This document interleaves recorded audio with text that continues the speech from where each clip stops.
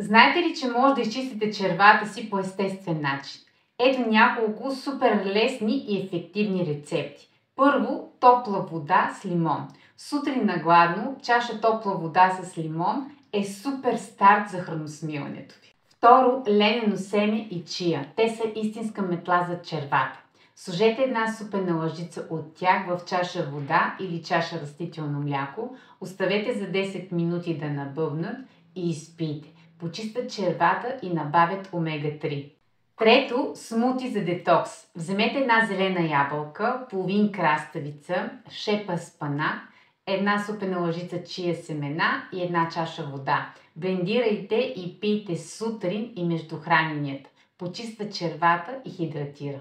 Четвърто, топла вода с сода и домашен ябълков оцет. Пийте една чаша топла вода с една супена лъжица домашен ябълков оцет и щипка сода 1-2 пъти седмично. Това алкализира и подпомага храносмилането. И пето, не забравяйте водата и движението. Пийте минимум литър и половина вода и не пропускайте разходките всеки ден.